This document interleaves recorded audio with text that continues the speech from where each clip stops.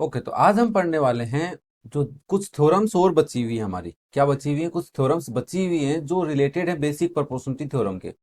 अब यहाँ पे जरूरी नहीं है इनको हम थ्योरम्स ही बोलें, ये कुछ कॉन्सेप्ट हैं या कुछ अलग टाइप्स के क्वेश्चंस है, बट यहाँ पे आरडी शर्मा में हमें थ्योरम्स गिवन है तो हम इनको थ्योरम समझ के प्रूव करेंगे। वैसे इस पे कुछ क्वेश्चंस आपकी बुक में है एनसीईआरटी में, तो वो थ्योरम्स नहीं दे रखी वहाँ पे सीधे कॉन्सेप्ट क्वेश्चन दे रखे हैं, तो हमें उनको सोल्व करने, तो बट यहाँ पे हम उनको बेसिकली समझेंगे, डीपली थोड़ा सा समझने की कोशिश करेंगे कि बेसिक प्रोपोर्शनलिटी थ्योरम से ही वो क्यों हो रहे हैं। ठीक है, तो ये बात हमें आज समझनी है, तो अपना कमर बांध लें, बेल्ट टाइट कर लें और बस ध्यानपूर्वक सुने बातों को, बहुत अच्छा लगेगा, आपको फील होगा। तो सबसे पहला ये क्या बोला है, more on basic proportionality theorem लिखा हुआ है, टॉपिक का नाम थ्योरम नंबर 1 से नाम इसने स्टार्ट किया है। The lines drawn from the mid point of one side. अच्छा, मतलब एक साइड की बात कर रहा है। कहने का मतलब क्या है, मैं डायग्राम बना के समझाता हूं तुम्हें कि एक ट्राइंगल है आपके पास, इस ट्राइंगल का नाम है एबीसी। इस ट्राइंगल में अगर आपने ए बी साइड के मिड पॉइंट का, मतलब ये इक्वल पार्ट्स हैं, मान लो ये सी डी पॉइंट है, तो you can say A D is equal to D B. Okay, ये मिड पॉइंट का मतलब होता है of a triangle parallel to another side. अब मैं इससे एक लाइन ड्रॉ करूं, या तो मैं इसके ए सी के पैरेलल कर सकता हूं भाई। डी से अगर मैं मान लो ये डायग्राम यहां बनाता हूं एक नया तुम्हारे लिए, मैं डी इस पॉइंट से एक लाइन ड्रॉ करूंगा, या तो मैं ऐसे कर सकता हूं, this is parallel to this side. एक तरीका तो ये है, दैट इज ए सी। या फिर क्या कर सकता हूँ कि भाई ये ए बी सी ट्राइंगल है, थोड़ा सा छोटा बना दिया है, बट अदरवाइज मत लिया करो तुम, है ना। इससे इधर पैरेलल डी ई पैरेलल कर दो, वो किसके पैरेलल हो, बी सी के। तो अगर मैं ऐसा करता हूँ, तो ये जो डी से जो लाइन निकली है, ये जो डी से लाइन निकल रही है, ये डी से लाइन जो ई पे जाके कटेगी, या यहाँ पे फॉर एग्जाम्पल एफ पे जाके कटेगी, वो क्या करेगी, वो सामने वाली साइड को भी मिड पॉइंट पे कट करेगी। ये कहना चाह रहा है, मतलब अगर मान लो इसमें कट किया, तो इसका मतलब है तुम्हें प्रूव करना पड़ेगा B F equal to F C है, और इसमें तुम्हें प्रूव करना पड़ेगा A is equal to E C है। ये इसका कॉन्सेप्ट है, that is mid point theorem है, जो हमने 9th क्लास में पढ़ी है। तो हम यहाँ से बोलेंगे this line is parallel to, we can say D is parallel to B C. तो हमें प्रूव क्या करना है, ये हमें गिवन है। दूसरी लाइन क्या गिवन हमें, ये गिवन में तुम लिख लेना यार, लिखना मत करवाया करो, है ना, फिर मैं समझाने में थोड़ा सा कंफ्यूज हो जाता हूँ। क्या क्या समझाऊं, लिखेंगे फिर लंबा हो जाएगा वीडियो यार, इसलिए मैं लिखवाता नहीं हो जाता। ठीक है, ध्यान रखना। तो यू कैन से डी से ई है, वो पैरेलल भी है बी सी के, क्लियर है, और वो ई पे कट करिए, तो हमें टू प्रूव क्या करना है, टू प्रूव करना है ए इज इक्वल टू ई सी, या फिर तुम बोल सकते हो ए ई C R half of A सी, या फिर तुम बोल सकते हो ई is mid point of AC. ये कुछ बातें हम बोल सकते हैं, बस इसी में ज़्यादा थोड़ा सा टाइम, देखो स्टार्टिंग में तुम्हें ना थोड़ा ट्रैक पे लाने पे टाइम लगता है, ये हमें प्रूव करना है। तो हम बेसिकली क्या बोलेंगे भाई, देखो सर हमारे पास एक ट्राइंगल है, सिंपल सी, हमें ज़्यादा बातें तो आती नहीं है, हमारे पास एक ट्राइंगल है ए बी सी। इस ट्राइंगल में क्या हुआ कि डी से ई जो लाइन है ना, वो बस पैरेलल है, ठीक है, और एक हमें पता है A D equal to B D है। ध्यान से सुनना भाई, गौर से, बड़ी गौर से। तो मैं सबसे पहले अगर D is parallel to B C दे रखा है ना, तो बीपीटी थ्योरम लगा दूंगा, बेसिक प्रोपोर्शनलिटी थ्योरम। वो क्या बोलेगी, वो बोलेगी A D by D B is equal to A by E C. ठीक है, यही क्यों लिया सर आपने, आप तो A B by A D भी लिख सकते थे। मैंने कहा जरूर लिख सकता हूँ, बट मेरे को ए इक्वल ई सी लाना है, तो वो दोनों पार्ट्स मेरे होने चाहिए। वो तभी आएंगे जब मैं इधर से A D by D B लिखूंगा। ओके, तो यू कैन से अगर A D by D B और ए बाई ई सी आपने लिखा है, तो यहाँ पे आपको ए डी बी डी के बराबर दे रखा है, तो ये कट जाएंगे आपस में, तो वन आ जाएगा। One is equal to A by E C, और क्रॉस मल्टीप्लाई थोड़ा सा ही करोगे तो ए की वैल्यू किसके इक्वल आ गई, ई सी के। क्या यही तुम्हें प्रूव करना था यार, इससे सिंपल तरीका और क्या हो सकता है।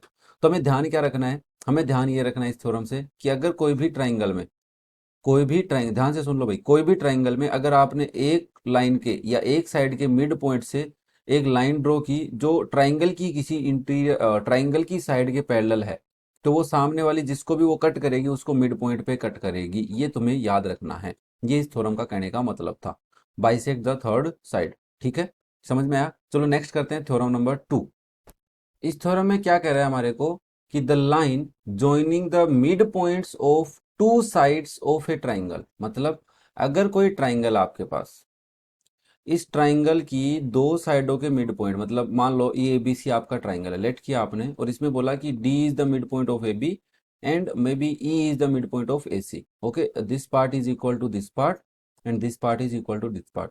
तो आपने जब इन दोनों को ज्वाइन करते हुए एक लाइन ड्रॉ की, वो जो डी लाइन बनी है वो पैरेलल होगी बी सी के, ये प्रूव करना है, दिस इज टू प्रूव करना है हमें, is parallel to the third side, ये आपको टू प्रूव करना है। बात समझ में आई तो बोलो हाँ। ठीक है, क्या बोला है हमें कि D is mid point of A B, mid point of A B. D जो हमारा है वो ए बी का मिड पॉइंट है, तुम और किसी से भी ये प्रूव कर सकते हो, ठीक है।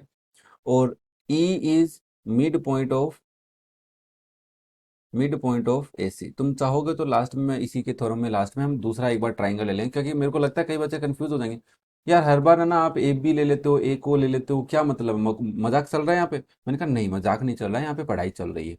तो यू कैन से, इससे मैं क्या कर सकता हूँ, मैं बोला एक लाइन तो मैं लिख सकता हूँ A D is equal to D B, बोले ओके। दूसरी लाइन क्या लिख सकता हूँ, A is equal to E C.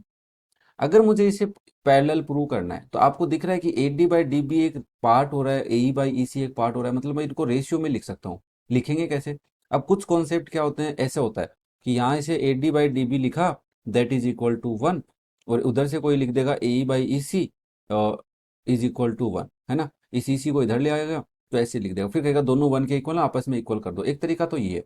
But मैं तुम्हें ऐसे बोलूँ कि अगर मैं इक्वेशन वन और इक्वेशन टू है, डिवाइड इक्वेशन वन बाय ए, अगर मैं ए से इक्वेशन वन को डिवाइड कर दूं तो आई कैन, क्या मैं क्या लिख सकता हूँ, मैं लिख सकता हूँ A D by A is equal to D B by A, क्योंकि इक्वेशन का रूल होता है दोनों साइड से डिवाइड करना होगा।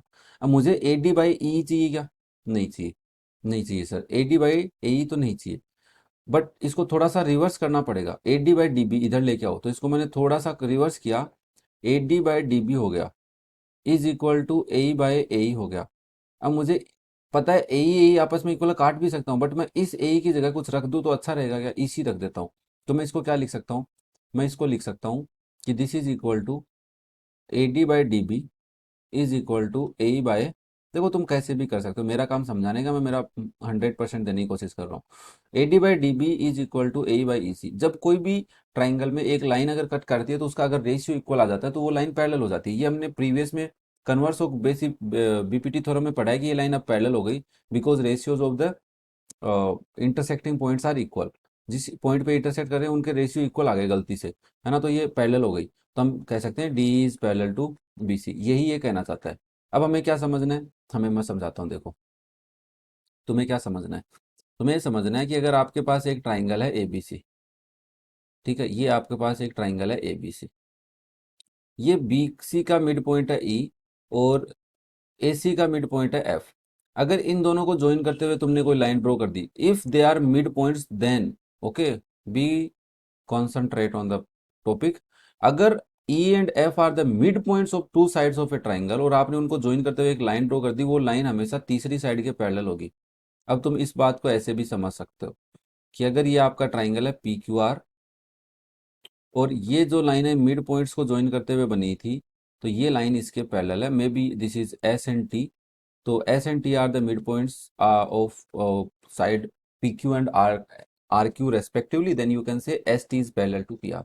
समझ में आया तो बोलो यस। देखो लाइक वगैरह कर दिया करो यारो, मेरा भी मोटिवेशन होता रहे। शेयर करोगे तो मेरे को लगेगा हाँ बच्चे पढ़ रहे हैं, समझ रहे हैं, तो मेरा काम करने का ज़्यादा मोटिव होगा। वैसे भी मैं कर रहा हूँ, मैं ऐसे नहीं कर रहा मैं नहीं करूँगा अगर तुम नहीं करोगे, बट थोड़ा सा लगता है कि यार बच्चे देख रहे हैं तो थोड़ा और अच्छा होता है ना, तो अच्छे से समझा पाऊंगा। ओके, चलो नेक्स्ट करते हैं थ्योरम नंबर 3।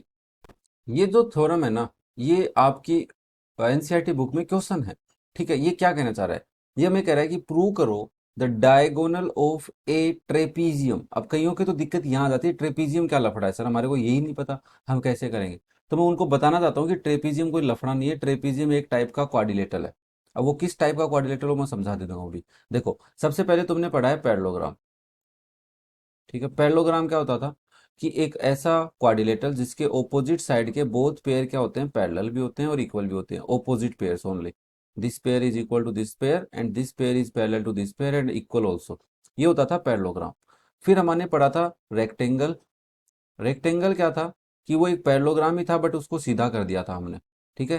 पैरेललोग्राम को सीधा करने का मतलब 90 डिग्री, और सारी प्रॉपर्टी पैरेललोग्राम की थी। नाइन्थ क्लास में बहुत अच्छे से पढ़ा है कि ये पैरेलल भी है इसके और इक्वल भी है, opposite sides are equal and parallel, okay. क्यों क्या कैसे ये सब वहां पे पढ़ा है तुमने। थर्ड हमारा था स्क्वायर। स्क्वायर क्या था, एक ऐसा पैरेललोग्राम था जिसकी चारों साइडें इक्वल थी और ऑल एंगल्स आर 90 डिग्री, ठीक है। अब यहाँ पे तुम्हारे को दिक्कत आई होगी नाइन्थ क्लास में, बट मैं नहीं था नाइन्थ में तुम्हारे साथ, बट क्या करूँ यार, अब हर जगह कैसे हो सकते हैं ना, भगवान थोड़ी ना है हर जगह मिल जाएंगे। चारों साइडें इक्वल हैं, ठीक है। इसमें प्रॉपर्टी थी कि डायगोनल 90 डिग्री पे बाइसेक्ट करती हैं, बट वो रूल था कि जिसकी चारों साइड इक्वल होती हैं उसी की करते हैं, तो ये स्क्वायर था। फिर हमने पढ़ा था रोम्बस। ये चार तो एक ही घराने के थे, इसके चारों एंगल इक्वल, चारों साइडें इक्वल होती हैं, but angle opposite angles he equal होते हैं। ठीक है ना, ये ध्यान रखना, ऑपोजिट एंगल्स यार इक्वल होते हैं। ये हमारा रोम्बस था। एक स्पेशल था, उसका नाम था ट्रेपीजियम। ये बेचारा अलग ही था, है ना, मतलब ये क्या बोला, ये बोला देख मेरे को ना दोनों पेयर तो दो मत, बट एक पेयर ऑपोजिट साइड का पैरेलल दे दो। ठीक है, दोनों मत दो बस। इसको कभी कभी ऐसा मिलता है, गाड़ी से याद रखते हैं बच्चे इसको कभी कभी, और कभी कभी ऐसा भी होता है। ठीक है, इस टाइप का भी हो जाता है कभी कभी। मतलब ऑपोजिट साइड का सिंगल पेयर क्या होता है, पैरेलल। तो वो क्या कह रहा है, एक ट्रेपीजियम की जो डायगोनल्स हैं वो एक दूसरे को प्रोपोर्शनली काटती है, मतलब उनका रेशियो इक्वल होता है, जैसे ट्राइंगल में होता है वैसे। कहने का मतलब क्या है, देखो मैं तुम्हें नीचे डायग्राम फिर से बनाता हूँ। अरे तुम्हारे लिए मेहनत करने को तैयार है, डोंट वरी। ये तुम्हारा ट्रेपीजियम है। अब ये मत कहना अच्छा डायग्राम नहीं है, ठीक है ना, बस मेरी इतनी इंसल्ट मत करना यार। ये तुम्हारा ट्रेपीजियम। अब कई कह देंगे पैरेलल लाइन नहीं दिख रही है हमारे को, तो मैं कहा ये पैरेलल बना देंगे हम, हमारे हाथ में ही है फिलहाल, तो ये लो अब तो दिख रही है। ये लाइन इसके पैरेलल है, फॉर एग्जांपल इसका नाम ए बी सी और डी है। तो इसकी जो डायगोनल्स हैं, ये इसकी डायगोनल्स हैं। ओके, ये जो डायगोनल्स है ना, ये एक दूसरे को फॉर एग्जांपल ओ पॉइंट पे कट करती है। तो ये प्रोपोर्शनली कट करने का मतलब ए ओ बाय ओ सी। अगर मैंने ऊपर से लिखा है तो इधर भी आप ऊपर से ही लिखना D O by B O. कई बच्चे इसमें गलती क्या करते हैं, वो ए ओ बाय ओ सी कर देते हैं और उधर में लिख देते हैं B O by O D. तो थोड़ा सा गलत हो जाता है, ये थोड़ा सा ध्यान रखना, ऐसे हमें नहीं लिखना है। ओके, अभी हम प्रूव भी करेंगे कि ऐसा ही क्यों होता है ना। तो ये हमें लिखना है कि वो प्रोपोर्शनली डायगोनल से एक दूसरे को कट करती हैं। ये अलग अलग लिखा हुआ भी होता है क्वेश्चन में, हमें कंफ्यूज करने के लिए वो कई बार इसको एओ बाय डीओ भी लिख देता है, इक्वल सीओ बाय ओ बीओ भी लिख देता है। ठीक है, ये कंफ्यूज करने के लिए लिखता है। ओके, एओ बाय ओ सी लिखा है मैंने, डीओ बाय ओ बी सही लिखा है। ठीक है, बुक में क्या लिखा है एक बार मैं क्रॉस चेक कर लेता हूँ, एनसीईआरटी से उठाया है क्वेश्चन। उन्होंने एबीसीडी लिखा है, ओके डोंट वरी। डी से ई, सी से ई से बी, ओके ई से, सही है, कोई दिक्कत नहीं है। ओके, क्लियर है, बात समझ में आई सबको। नेक्स्ट देखो, हमें इसको प्रूव करने के लिए एक पैरेलल लाइन चाहिए। पैरेलल लाइन में मान लो यहाँ से एक ड्रा कर देता हूँ, ये लाइन है वो पैरेलल है। मान लो ये ई एफ है। ये अगर मान लो मैंने कहा कि पहले हमें गिवन है A D parallel B C, ये गिवन है। ठीक है, पैरेलल ट्रेपीजियम में। बट मैंने क्या किया, कंस्ट्रक्शन से ए डी के parallel E F line draw कर दी। तो क्या आप मुझे बता सकते हो कि क्या ई एफ बी सी के भी पैरेलल होगी, नहीं होगी? कमेंट करके जरूर बताना। Because if a line is parallel to one line and that line is also parallel to another line, तो means all three lines are parallel to each other. इसका मतलब है, घुमा फिरा के बात नहीं करना, अपने को सीधा सा करना है कि तीनों आपस में पैरेलल हो जाएंगी। भाई ये लाइन है, ये इसके पैरेलल है, और एक इस लाइन के पैरेलल एक ये लाइन है, ये दोनों आपस में पैरेलल है। तो ये दोनों भी तो पैरेलल हो जाएंगे यार। इनके बीच की डिस्टेंस क्या कम हो जाएगी, कभी ज़्यादा हो जाएगी? नहीं, सेम ही रहेगी। अगर इससे इक्वल डिस्टेंस पे चल रहा है तो उससे भी इक्वल ही चलेगा, बट ये कम ज़्यादा कम की हो सकती है। ओके, क्लियर है बात? चलो, मेरे मेरे हिसाब से तुम्हारे समझ में आ गया। नाइन्थ का टॉपिक था, बट मैंने थोड़ा समझाने की कोशिश की। अब मैंने क्या किया, यहाँ से पैरेलल ड्रॉ कर दी, तो मेरे को पता चला यहाँ पे एक ट्राइंगल बन रहा था ऐसे, ए बी और सी, और यहाँ से ई से ओ, ये एक लाइन है जो पैरेलल है। तो मैं डायग्राम, ये डायगोनल है, this is diagonal of trapezium. तो ये पैरेलल है, तो आप लिखोगे A B by, sorry sorry sorry sorry, A B नहीं लिखेंगे क्योंकि उधर हमें ए ओ चाहिए। तो हम इधर लिखेंगे ए से ई बाय ई से बी। तो उधर मुझे लिखना पड़ेगा ए से ओ बाय ओ से सी। क्लियर है बात? चलो, अब ये तो हमारा हो गया सर। दूसरा हम क्या लिखने वाले हैं, दूसरा हम लिखने वाले हैं यहाँ पे कि एक ट्राइंगल और भी बन रहा है। बोले कौन सा बन रहा है, मैंने कहा अभी बताता हूँ। यहाँ से देखना भाई, तुम्हें दिख जाएगा सबको, यहाँ से यहीं बना देते हैं। ये एक डायग्राम और भी बन रहा है, ट्राइंगल ही बन रहा है जिसमें भी पैरेलल पार्ट दिख रहा है, जैसे डी से बी और सी, और यहाँ से ओ से F. This line also parallel to this line.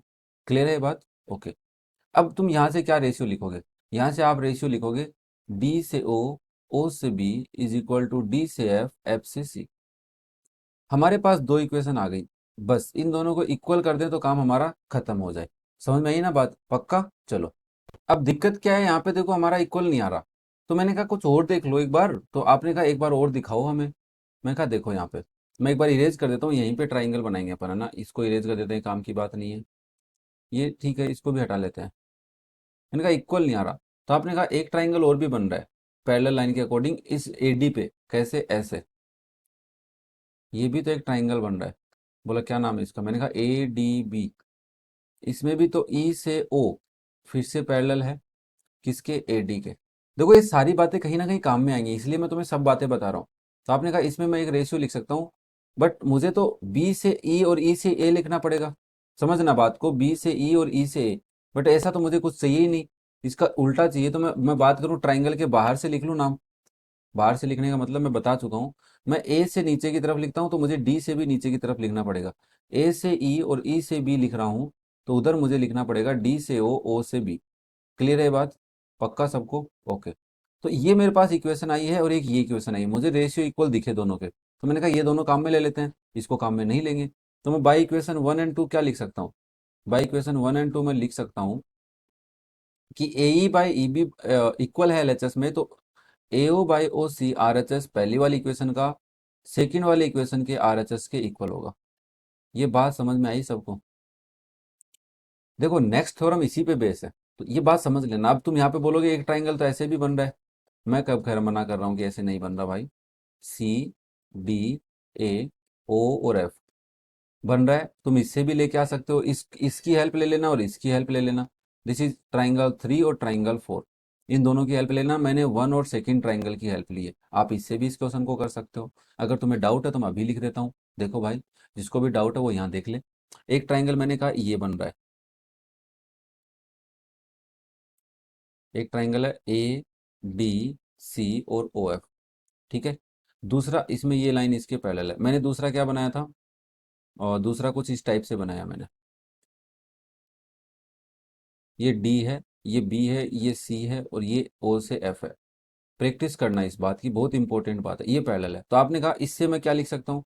इससे मैं लिख सकता हूँ, और मान लो मैं बाहर से लिख रहा हूँ, ए से ओ बाय ओ से सी इज इक्वल टू डी से एफ बाय एफ से सी। तो इसमें भी मैं ऊपर से लिख रहा हूँ, डी से लिख रहा हूँ, तो डी से ओ बाय ओ से B is equal to D से एफ बाय एफ से सी। ठीक है, रेशियो ऐसे तो लिखते थे यार, छोटा फिर छोटा, इधर भी छोटा फिर छोटा लिखना पड़ेगा। अब ये नहीं आता तो प्लीज एक बार बीपीटी थ्योरम वाला देख लेना, जिसको नहीं आता मैं मानता हूँ तुम अगर आर डी शर्मा पढ़ने हो तो तुम्हें बीपीटी तो पक्का आती होगी। तो इसमें देखो, क्या डी एफ और एफ सी इक्वल है, तो आप दोनों से फिर से लिख सकते हो, A O by O C is equal to D O by O B. यही तो हमें प्रूव करना था कि जो डायगोनल्स हैं वो क्या हो गई, प्रपोर्शन आ गई सर। क्लियर हुआ सबको? चलो नेक्स्ट करते हैं थ्योरम नंबर 4। ये उसी का कन्वर्स है जो अभी थोड़ी देर पहले 3 पढ़ा ना, उसका कन्वर्स है। क्या कहना चाह रहा है? If the diagonal of a quadrilateral divide each other proportionally. अगर कोई क्वाड्रिलेटरल, तो मैं उसको ट्रेपीजियम ही बना रहा हूँ एक बार, ठीक है। अब क्या, ऊपर से मैं बड़ा बना लेता हूँ ताकि तुम्हारा थोड़ा सा दिमाग काम करना स्टार्ट करे। ये मैंने एक ट्रेपीजियम बनाने की कोशिश की, इसका नाम है ए बी सी और डी। इस ट्रेपीजियम में इसकी जो डायगोनल्स है ना, ये वाली डायगोनल्स, ये जो डायगोनल्स हैं ये ओ पे कट कर रही हैं, इस पे कट कर रही हैं। तो ये प्रपोर्शन है, मतलब ए से ओ बाय ओ से सी इज इक्वल टू बी से ओ बाय ओ से डी है। तो तुम्हें प्रूव करना है कि ये जो तुम्हारा ए बी सी डी है ना, ये क्या है, ट्रेपीजियम है। ये तुम्हें प्रूव करना है। चलो मैंने कहा ठीक है। मैंने कहा अगर ये प्रपोर्शन है तो मैं एक काम कर सकता हूँ, इसमें एक लाइन तो ड्रॉ करके देख लूँ पहले। मैंने कहा एक लाइन ड्रॉ कर लेता हूँ मैं। मान लो ये जो लाइन है, ये जो लाइन है ई, और यहाँ से एक लाइन ड्रॉ कर लेते हैं एफ। ध्यान से समझना, बड़ा ही इंपॉर्टेंट है ना। नहीं करोगे तो भी ये क्वेश्चन हो सकता है, मतलब प्रपोर्शन दोनों पूरी लाइन ड्रॉ नहीं करते कई बार, अगर ई से ओ कर देते तो भी हो जाता है, क्योंकि ई से ओ में कोई दो ट्राइंगल लेने होते हैं। तो आपने यहाँ से क्या किया, यहाँ पे आपने बोला कि एक ट्राइंगल बना लेते हैं ए से बी, ए बी, और यहाँ पर ले चलते हैं डी के पास। यार ये तो ज़्यादा ही छोटा हो गया कुछ, है ना, कुछ ज़्यादा ही छोटा हो गया। मैंने कहा ठीक है ऐसा कर लेते हैं, ऐसे समझ में आ जाएगा बच्चों के। ओके, ये डी है और ये मान लो ई से ओ है, पैरेलल नहीं है, तो मैं यहाँ से एक ऐसे लिख सकता हूँ, अगर मुझे डी से ओ और ओ से बी लिखा हुआ है तो ये किसके इक्वल होगा, डी से ई और ई से ए के। यस और नो? मैंने सिर्फ इसके पैरेलल ली है ये लाइन, तो मैं इसे लिखूंगा कि नहीं लिखूंगा? पैरेलल हमें लेनी पड़ेगी। ओके, समझ रहे हो बात को, पैरेलल लेनी ही पड़ेगी। अब इस रेशियो से हम क्या कर सकते हैं, इस रेशियो से हम ये लिख सकते हैं, भाई देखो हमारे को ये हमने लिखा है, हमने कंस्ट्रक्शन की थी, ये ध्यान रखना यार, मैं फिर बता रहा हूँ कंस्ट्रक्शन। एक लाइन ले लो कहीं पर भी, ई से ओ पैरेलल है ए बी के, या तुम ई से एफ ले लोगे तो भी गलत नहीं है। अब मैंने कहा अगर मेरा डी से ओ और ओ से बी इसके इक्वल है और मेरे को गिवन ये है, दिस इज गिवन ना, तो मैं यहाँ से एक लाइन और लिख सकता हूँ कि D O by O B, अगर मैं इसको देखूँ तो इसको थोड़ा उल्टा लिख देता हूँ, मैं इसको लिख देता हूँ D O by O B is equal to O C by O A हो जाएगा, ठीक है, ए ओ या ओ सी है ना। तो यहाँ से इन दोनों इक्वेशन से, this is my equation number 1 and this is equation 2, तो मैं एक लाइन लिख सकता हूँ। बोले क्या? मैंने कहा यहाँ से मैं एक लाइन लिख दूंगा, क्या लिखूँ क्या लिखूँ, हाँ, डी से ई और ई से ए इज इक्वल हो जाएगा ओ से सी और ओ से ए। ये लिख सकता हूँ कि नहीं लिख सकता भाई, तुम बता दो। ये मैंने दिस इम्प्लाई लगा दिया, मैंने लिख दिया है। इससे क्या हुआ? आपने कहा इससे क्या हो गया, मतलब क्या हुआ इससे? मैंने कहा रुक, डी से ई, हाँ, अच्छा अच्छा अच्छा अच्छा अच्छा, ओ से ए, हाँ। तो मैंने कहा यहाँ से एक काम हो गया मेरा, ओ सी और ओ ए, और मैं इधर देखूँ तो डी ई और ई ए। तो मेरे को पता चला, क्या कर दिया मैंने, सी से और ओ से ए लिख दिया, हाँ, डी से ई और ई से ए लिख दिया। एक मिनट रुको भाई, इससे क्या हुआ पता है तुम्हें? तुमने गौर नहीं किया, मैंने अभी अभी देखा इसको। इससे ये हुआ कि एक ट्राइंगल ऐसा बन रहा है तुम्हारा। अरे ये रहा वो ट्राइंगल जिसका नाम क्या है, डी सी ए और ई से ओ। अब मुझे एक बात बताओ, इस ट्राइंगल में डी से ई और ई से ए, ओ से सी और ओ से ए, तुम्हें दिख रहा है इस डायरेक्शन में रेशियो लिखा जा रहा है। और अगर रेशियो सही है, ये हमने बीपीटी से लिखा था, ठीक है, तो ये, इससे हम ये ट्राइंगल देखा, और इस ट्राइंगल को देखने के बाद हमारे दिमाग में आ गया कि यहाँ पे लग गई कन्वर्स थ्योरम ओ बीपीटी की। क्या लगी? उसने कहा अगर ये रेशियो इक्वल है तो ये जो ईओ लाइन है ये पैरेलल है डीसी के। और तुमने क्या कहा था, ईओ लाइन ए बी के पैरेलल है, और यहाँ पे निकल के आया ईओ डीसी के पैरेलल। तो इसका मतलब जो ए बी लाइन है वो डीसी के पैरेलल है कि नहीं भाई? थोड़ी देर पहले समझाया था, अगर दो लाइनें आपस में पैरेलल हैं तो तीसरी भी ऑटोमेटिक पैरेलल हो जाती है। क्या यही प्रूव करना था कि एक ट्रेपीजियम बनाया हमने, जिस ट्रेपीजियम में ये जो ए बी है ये किसके पैरेलल आ गई, इस डीसी के पैरेलल आ गई। तो इस क्वाड्रिलेटरल में हमने क्वाड्रिलेटर बनाया था, उस क्वाड्रिलेटरल में ये पैरेलल आ गए, तो क्या तुम इसको ट्रेपीजियम बोल सकते हो? यस, हम इसको ट्रेपीजियम बोल सकते हैं।